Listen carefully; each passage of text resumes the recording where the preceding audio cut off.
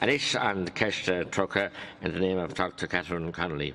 Minister, it's a very specific question. I'm seeking your views as Minister for Foreign Affairs and Trade in relation to the treatment of Baha'i citizens and members of other religious minorities in Iran, the Islamic Republic of Iran, and in particular the assessment made by yourself or your department of the reports that the Baha'i minority are prevented from obtaining identity cards and the steps taken in that regard at international level. Deputy, first of all, I'm glad you put this question down because it gives me an opportunity to address this particular issue. The human rights situation in Iran remains a matter of serious concern, and this issue forms an important part of our engagement and dialogue with Iran. Discriminatory practices with respect to employment, education and access to other basic services continue to affect Baha'i and other minority groups in Iran. Baha'i business owners face obstacles in starting and operating businesses, and students face challenges in gaining access to education, with consistent reports of applicants to universities being rejected on the basis of their faith. The Special Rapporteur on the situation of human rights in Iran has reported that members of minorities continue to be subject to arbitrary arrest and detention for engaging in peaceful advocacy for their rights in Iran. Ireland continues to call strongly for an end to the persecution of members of the Baha'i faith in Iran. Ireland has consistently raised the discriminatory treatment of the Baha'i in multilateral fora. Most recently, at the 43rd session of the Human Rights Council, Ireland raised concerns regarding the continued discrimination against members of ethnic and religious minorities, making specific reference to the Baha'i community. Furthermore, in February, officials from my department met with Baha'i International. This provided an opportunity to update on the situation of the Baha'i in Iran and Yemen, particularly in the context of the then upcoming Human Rights Council in March.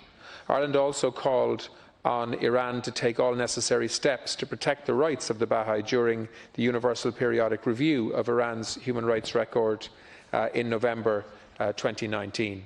Bilaterally, our concerns about human rights are conveyed to the Iranian Embassy on all appropriate occasions. As part of political consultations with Iran which took place in Tehran in February, senior officials from my department again directly communicated our concerns regarding the human rights situation in Iran.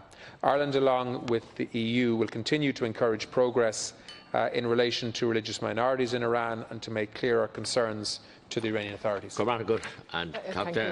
Thank you, Minister, and thank you for outlining that.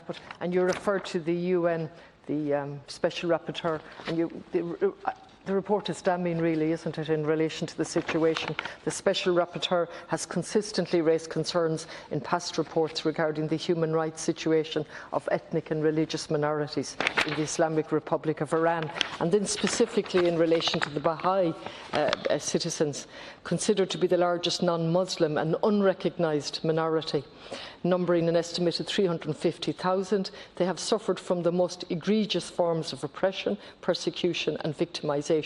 And I make these comments as somebody who says that our own country should turn the mirror on ourselves first before we ever criticise another country.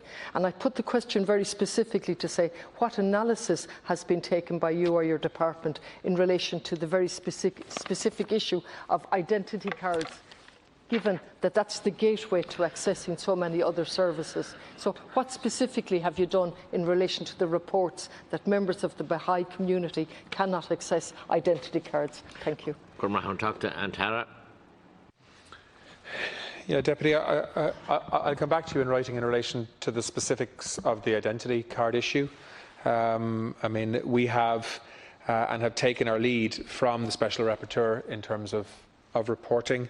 And as I say, I've outlined a number of ways in which we raise what are concerns at the reports that we're reading and hearing with Iranian authorities and also in multilateral fora, whether that's the Human Rights Council or elsewhere.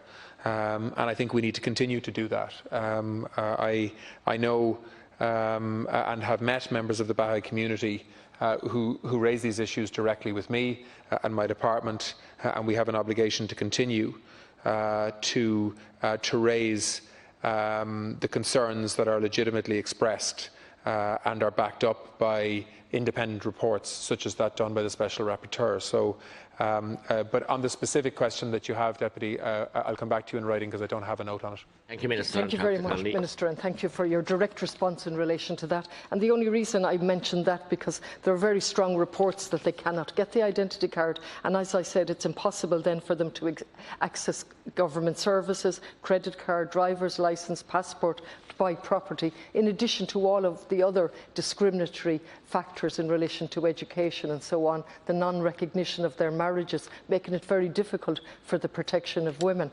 And I note here with the UN Rapporteur that she refers to, which is to be welcome, they no longer execute Bahá'ís solely on the basis of their religion. But she goes on to say the constant threat of raids, arrests and detention or imprisonment remain the main features of the country's persecution of Bahá'ís. And again, I make that as someone, people in glasshouses shouldn't throw stones. But if there's evidence of this, and there seems to be certainly backed up by the UN Rapporteur, then we certainly need to take more specific action. We were able to do that in relation to alleged nuclear capacity, which I don't know whether existed or not existed, but the threat of economic sanctions and the imposition of economic sanctions, and yet in relation to this, which has a huge DNA memory in our own bodies here in this country. Thank you.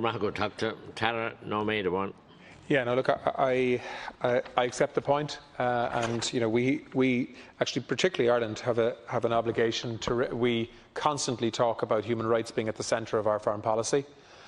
We need to back that up, and we need to have the uncomfortable conversations with embassies, with ministers, and we have had some of those conversations in relation to the Baha'i and ethnic minorities in Iran, and will continue to have. It's important, I think, that we maintain a diplomatic relationship and dialogue with all countries, but in particular countries that are in the international spotlight, as Iran regularly are.